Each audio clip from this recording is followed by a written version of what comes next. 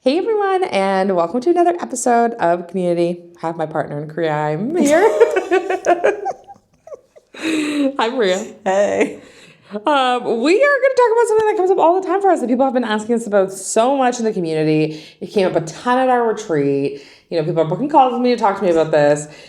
How to get speaking gigs in 2026. It feels like this is all people want to talk to me about these days. Yeah. Do you think it's because we run events, or do you think it's because everybody wants to speak? I think it's got to be a bit of both. Yeah.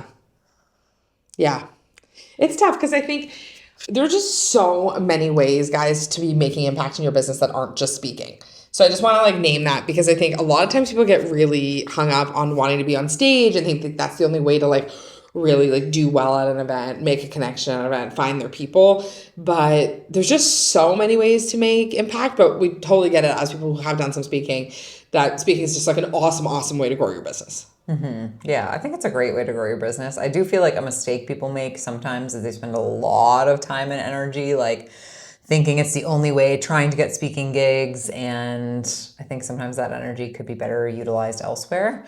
But we're gonna chat a little bit about that today. So if you are hoping to get on some stages, this is the episode for you. Yeah. I've been so lucky. 2026 has been very fruitful with speaking for me, which has been awesome. I have some really fun stuff kind of down the pipe. I know you don't have big speaking dreams. Me, not so much on these stages, but mostly because I don't want to. Yeah. Maria sometimes gets asked and she's like, how do I say no? I don't want to go, or send you in my place. Or one time I was super pregnant. You remember this. Yeah. And I was 38 weeks pregnant. I spoke at an event in Niagara. And I was like, well, if I can't make it, then I'll send my business partner. Maria was like, you said what? Pardon me? I'm like, yeah. It's just supposed to be 200 women. There wasn't 200 women there. She would have been fine. But, there's supposed to be 200 women at this event in Niagara. You're going to be just fine. You just boop, talk about social. Maria was like, no, there's no boop. I'm going to talk about social. You're going up there with your newborn. That's what's happening. So she was moments away from giving birth. I had so much anxiety. I was like, oh my God, she's going to be I'm going to be called in. And I'm going to have to go on stage, which I actually think this is a good point to start this episode off. Yeah. I mean, if you're listening to this, you're probably okay and comfortable speaking on stages, but you don't have to be. Yeah, and there are other ways to grow your business. And it's not just finding a business partner who's good at speaking. Yeah, so funny.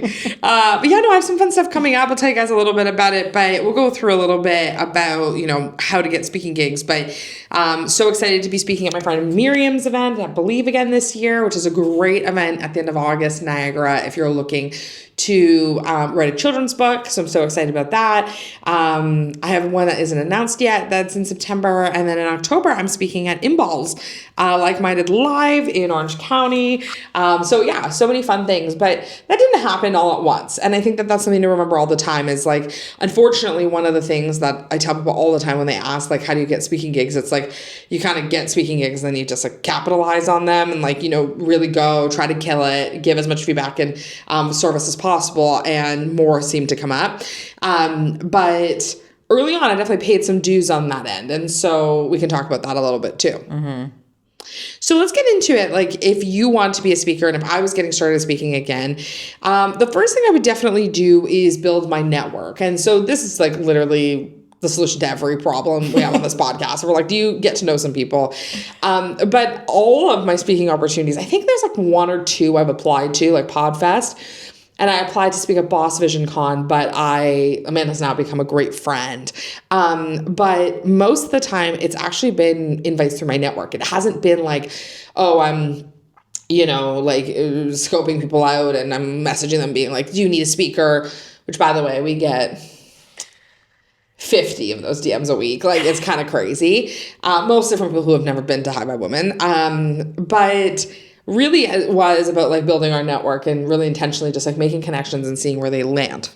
Yeah, and I think that's important to remember as a speaker is just how many asks event hosts are getting. Yeah. And I know it's not just us, so many women in our community have the same problem where there's just such a mass influx of people wanting to speak. Yeah. And so if you are one of those people wanting to speak, keeping that in mind is really important because that's where relationships come into play. And that's why network is so important. Because if we're looking at an offer from a random person who we've never met and is just like a stranger from the internet versus an offer from someone who we know really well, we have a great relationship with, we know there's someone who's in integrity, someone we trust, someone we know takes their work seriously, would do a great job. Like, it's obviously a no-brainer to go with that person versus someone we have never met before or don't know anything about. So just keep that in mind, especially if you're applying to a lot of events where you don't know the hosts.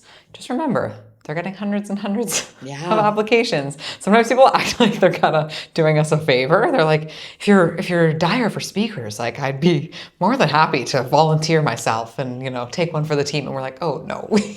Hundreds. We get hundreds for every spot almost. Yeah. Yeah. So that's where I think community and network comes in and is so important because you're building that trust with people. Yeah.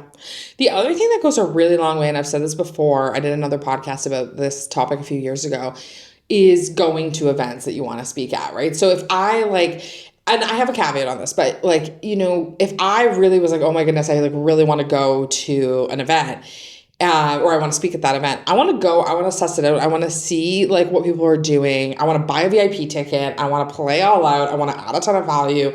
I want to post a bunch of stories. I have so many speaking gigs lined up for I'm going through my roster right now in my brain. I'm like, I have something coming up in Denver and I have something next June and I have something next April, so many exciting things.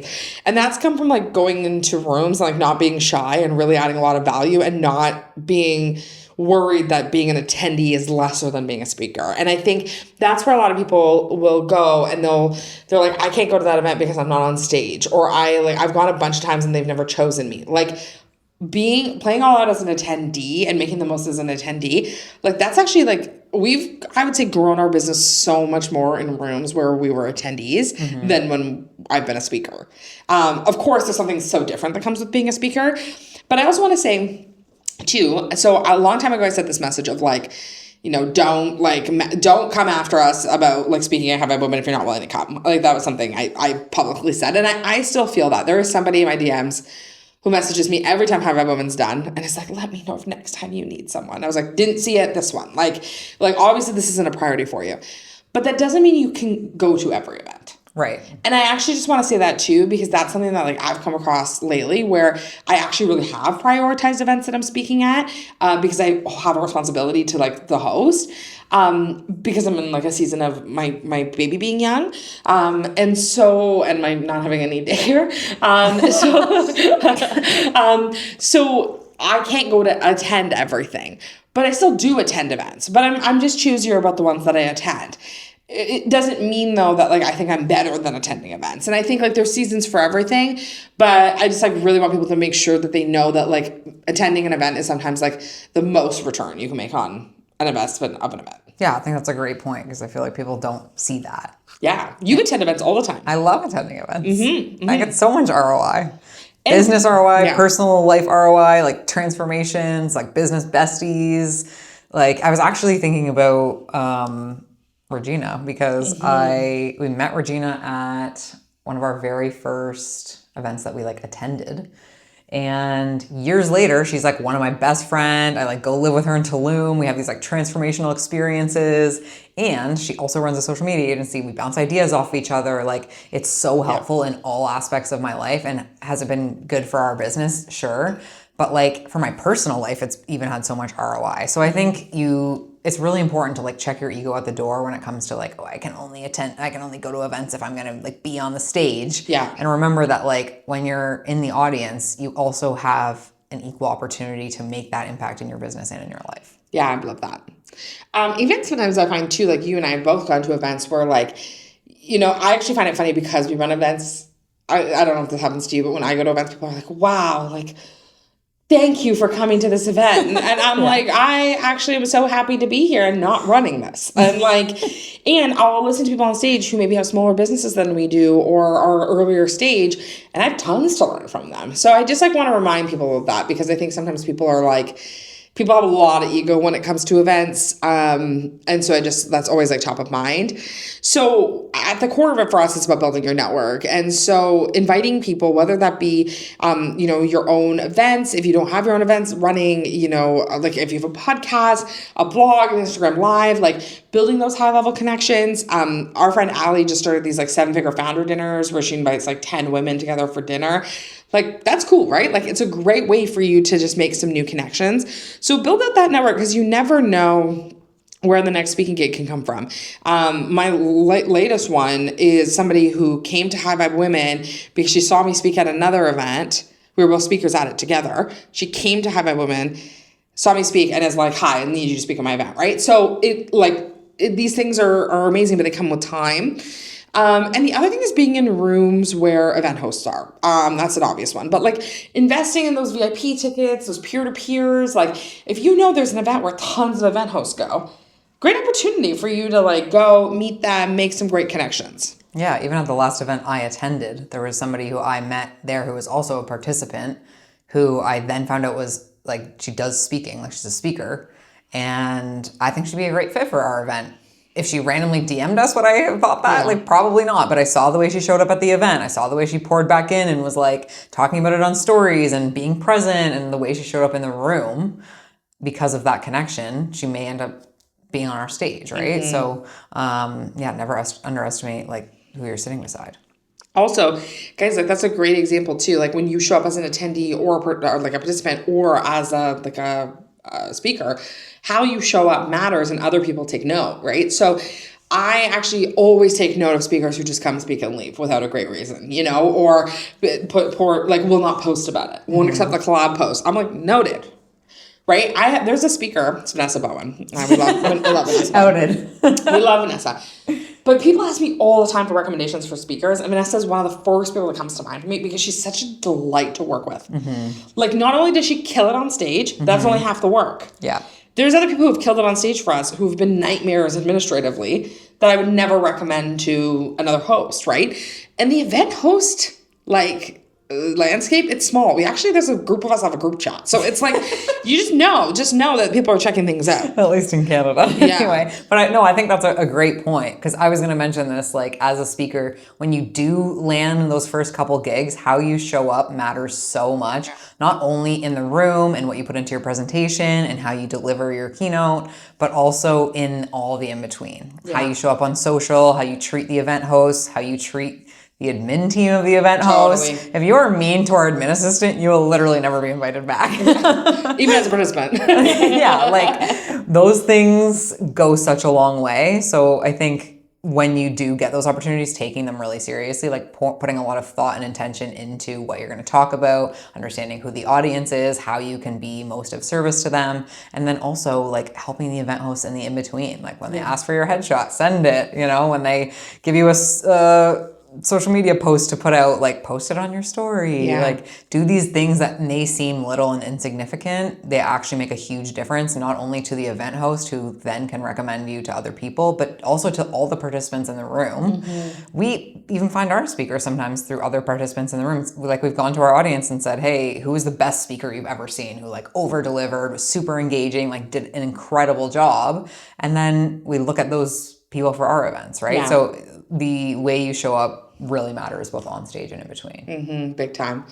Yeah. And honestly, I think that's been huge for us, like in seeing the value that people put out and like how they show up has been like massive for us, asking people to like show up a second time or never show up again, right? Like we have had people who have expressed interest in speaking again who I'm like, never, because of how they showed up, right? So that's a huge piece of it as well.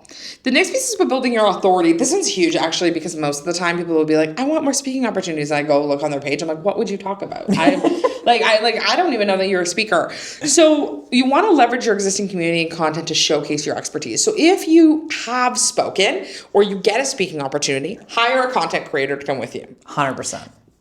It's worth the investment. It's so worth it to have someone follow you around, take a reel. You're on a panel. There's 8 people in the room. No one needs to know that. No one knows. I will tell you, I spoke at an event when my big break. This is my big break. Her big break, baby. And I will tell you, this led to many other speaking opportunities and great relationships, and I leveraged it. But I spoke at an event when my first keynotes, and I was promised 1,000 people. There were less than 1,000 people there. By quite a bit. Less than 100 people. Less than probably 50, if I'm just being real. And why I'm sharing this is because I treated it like there were 5,000 people there. And I played all out. Amen, sis. I met people. I did the VIP. I went to the VIP night. There were not that many VIPs there. I leveraged the relationships with other speakers. And so that's led to other speaking opportunities, connections, relationships, intros, all those things, because I didn't go there being like, oh my goodness, you said there were 1,000 people, there's only 50. I went and I said, okay, this is a great opportunity to bless 50 people. And I use that content still. It doesn't look like there were only 50 people The content looks really good. Really good. God bless this person. Heavy on the Kristina shot and also heavy on the audience shot, but it looks great. And I leverage that opportunity for other things, right? And so I think, for you guys, just like hire the content creator to come with you, take the photos, and talk about your speaking opportunities. So even, for example, one time I posted my Instagram stories and I was like, oh my goodness, I'm speaking here in January, here in February, here in March, here in April, so excited. And that actually led to like 3 or 4 people messaging me being like, oh my gosh, you're speaking there. I'd love to have you. I'd love to have you here. I'd love to have you there. The well is never dry. I'm always shocked. So yeah, leverage your community there, and make sure that your online presence, your podcast, all those things attract invitations, right? So tell people that you want to speak. Not like thirsty way where you're like following people around, DMing them constantly, being like, hi, can I speak at your event? But if you really want to speak, talk about like what you like to speak about, the impact you make, testimonials of you speaking. We'll talk about applications for speakers in a second, because there's actually nothing wrong with that and we really encourage it. But really just make sure that how you show up is a great way for you to attract folks. I also feel like it's important to think about what audiences you can actually serve with your speaking, and making sure you find events that are in alignment with that, because it's kind of what you said about like when they're like, hi, I want to be a speaker, and you go to their page and there's like nothing about speaking or niche in any form. You're just like, what's happening here? No event host wants to feel like you were kind of just like throwing shit at the wall to see what's stuck when it comes to like, I'll take any stage I can get on. Yeah. It's like you want to be intentional with making sure that you can actually serve the audience that's going to be attending that event in a meaningful way, right? Well, I actually met with someone today who wanted to speak at Have I Women, and part of our conversation, I actually was like, I think your audience is here, but I actually think there's a clearer audience elsewhere. And so making sure that like, I totally agree, Maria, like you want it to, like you want the feedback, you want it to be the right audience, you want it to be the right people, but just like reminding to yourself that like not all stages are created equally. Mm-hmm. And like I've spoken on huge stages with tons of people that have never converted to anything. Like for example, I spoke at PodFest this year about live events, like how to use a live event to grow your podcast.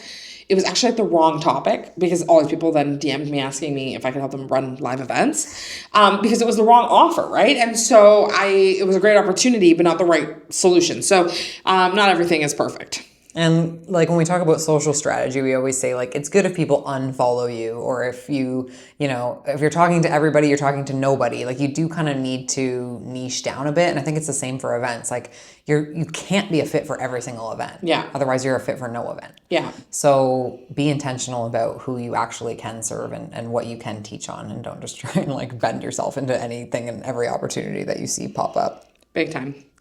Okay, so mindset stuff, which is Maria's favorite. Whee! So the first is really just overcoming any self-doubt or imposter syndrome. Of course, I actually think it's really healthy to have imposter syndrome and self-doubt when it comes to speaking a little, because it shows that you care. Mm-hmm. Like I care so much when I go speak, like no matter what I'm speaking on, I'm always like, oh, like, can I serve these people? Like what's the best thing I can do for them? Like what's going to add the most value? Like I think about all these things, and I think that's really important. So really overcoming that like takes time, but don't be like worried if you're a little afraid. Like sometimes that's a good thing.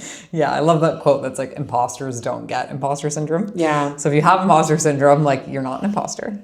Good news for you. But I think overcoming it is important because if you let it take over, then you minimize yourself and the value that you can actually provide to the audience. Yeah. I'm still working through this one, as we all know. No, it's not really that I feel like I'm an imposter. It's more just I don't actually like public speaking. Yeah. I will do it if I have to, as you guys have seen if you've come to a full day experience. Yeah, guys, we have at this point about 35 tickets left for October 22nd. So come watch Maria public speak. In front of our biggest audience yet. Yay! Face your fears. But yes, if you're struggling with this, my advice would just be like find ways to stretch yourself a little bit each time. Get a little bit uncomfortable, feel a little imposter syndrome-y, and put fear in the passenger seat, and remember that like people 10 steps ahead of you weren't like not scared when they did it. Yeah. They just did it anyway. So you got to figure out how to just do it anyway. And there are a lot of tools you can use to help with that, right? Like different mindset tools, but also community, a group of business besties to help talk you through it. Maybe you do like a little public speaking course, whatever you need to do to get yourself there. But just remember, it's okay to have the fear and do it anyway. Yeah, absolutely. Bless, not stress. Hey. Another is making sure that you view your speaking opportunities not as self-promotion, but an opportunity to serve. Guys, nothing gives me the ick more. I will tell you. The people who are on our Have I Been in Black list, there is a list. It's unfortunate. It's an unfortunate list that we don't visit that often, just twice a year. But is people who use that as an opportunity as huge self-promotion.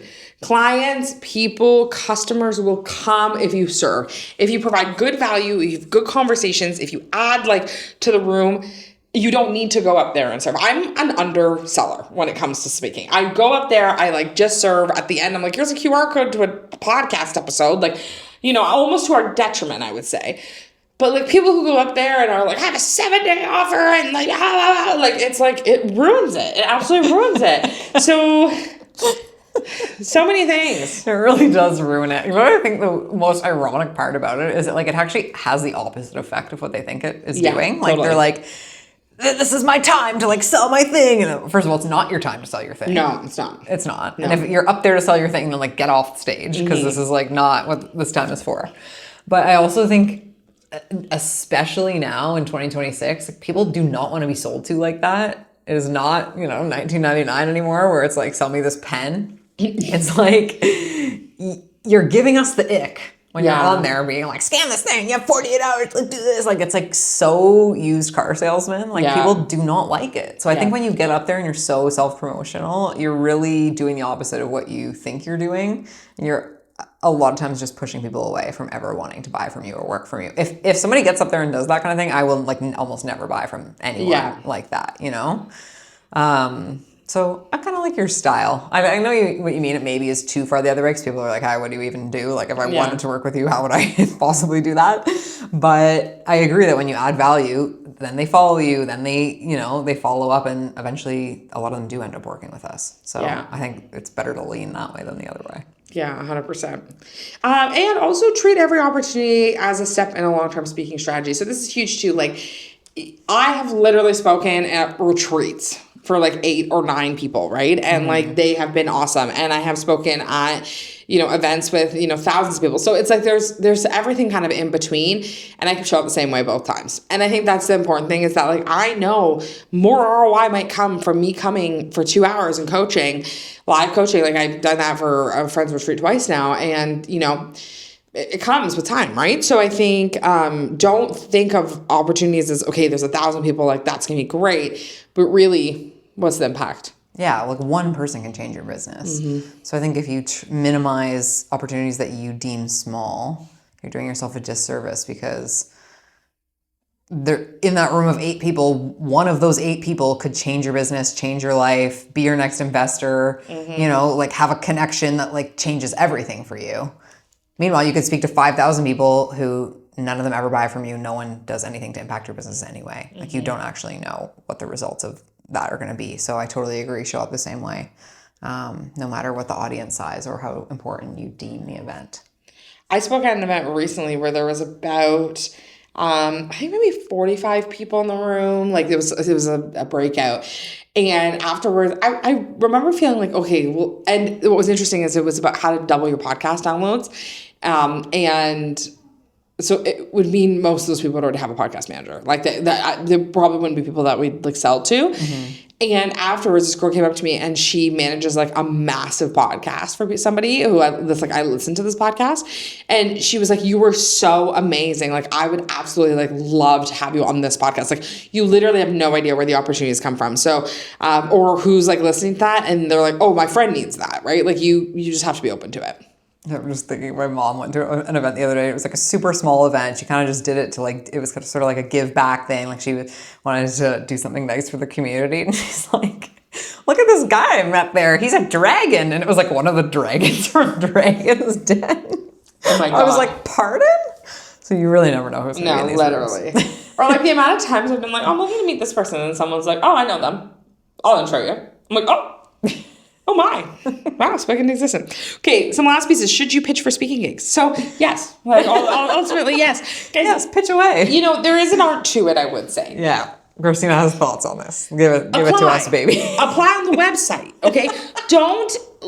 Put some effort into finding out how they choose speakers. So, don't DM being like, hi, I saw your event. I'm looking to speak. Do a really, this is my fucking issue. I mean, it's like, I have to say this. On our website, if you go to highvibewomen.ca, there is a part that says apply to be, get involved, apply to be a speaker. The amount of people who are like, I don't see a speaking application. I'm like, you didn't look, dude. You didn't go look, right? It's not instilling confidence. Or they email us this massive pitch and then they go, I'll follow up with you in a week to see if don't follow up. Don't follow up. We're not looking for speakers that way, right? So or people who will the worst, 3 or 4 days in advance. Do you need any speakers? You don't think 3 or 4 days in advance, or once we've started speaker announcements, our speakers are done? They're like, I'm free tomorrow. Yeah. If you need anybody. Buy a ticket. Sorry, not free all of a sudden. I'm not free to attend. I thought you were going to say the worst is when they give a fake reason to have a call.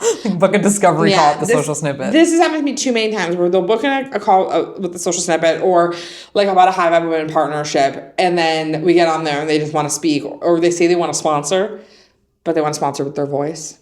As speakers, it's just too much, guys. Just do it the honest way. Be honest. People be honest. Don't I have, but just like you guys, I speak in goals. There are stages I would love to be on. I know they will come with time, and I just wait it out. And if an application opened, I'd put my name in, and I would wait. And there is something to being tenacious. I could have killed Marina when she spoke at Have I Women, and she goes, I emailed Create and Cultivate every week to remind them I wanted to speak. I'm like, it's because they didn't have a form. We have a form, guys. Don't email us every week. But it's like, we remember that when people are so persistent to the point where, they've never been and they don't really understand our community, and maybe their talk just isn't the right fit. We remember that, right? And so I just want to remind you guys, I don't know. I would just encourage you to apply, follow the application process, and build relationships. If you are I want to be on that person's radar, go to one of their events, go to one of their smaller dinners. So many people who've spoken to High Vibe Women, they've just we get so many applications, people just aren't on our radar. And then we meet them somewhere, we're they're sick. They came to a brunch, we're wow, that's awesome. Or we see them speak somewhere, right? So that's a huge one. Be normal, be nice, be honest. Yes. Take a little peruse around the website before you go ham with your DMs and emails. And don't be too pushy with it. That's the other thing too, is that people are making choices. There is something to persistence, but relationship is the core of this. And there's been so many not right nows we've sent out, or they've spoken at the next one. Okay. The last one, and we've already talked about this a bit. When you get one, show up well. Show up big time. So really design talks that resonate with the audience. Get audience feedback. I love that. When people text me after I speak, I always screenshot it. If they Instagram message me, if people take photos, whatever, because that's actually social proof I can use later of hey, look, people love when I talk. Here's something I want to talk about. So just use that. And just use it as an opportunity for value. People will always remember that. And I think too, you can get feedback from the event hosts as well, if they're there, if they're present, if they watched your keynote. And they might have feedback from the participants too, because even in our post-event surveys, participants will say stuff about speakers. So if speakers ask for feedback and we got any, we're happy to relay that and then like actually use it, you know, like use that feedback that you got, make your presentation better for next time, stay humble, always be improving, stay open to feedback. You can also get testimonials from event hosts. Oh yeah, I did that for my personal brand website when Carly worked on my personal brand website. I went to everywhere I'd spoken. I asked them, what'd you think? Mm-hmm. They gave me some beautiful testimonials. Yeah. Amazing. Guys, 2026, 2027, the year of the stage. Or of the attending of the events. Whatever feels good for you. But like, again, I think actually the core of this, even though we gave tons of tips and value, is like, you don't need to be on stage to make impact. And maybe we'll do another episode sometime about how to make the most of being at an event. Mm-hmm. Because it's just, you don't need to be on stage to see the fruits of being at an event. Get in the room, baby. Yes. See you October 22nd. If you can get a ticket. If you can get a ticket. You can use the code podcast50 for $50 off. An amazing day. We're so excited. And believe me, we put a ton of attention into these speakers. This lineup's insane. It's crazy. Yay. Okay. Thanks, Marv.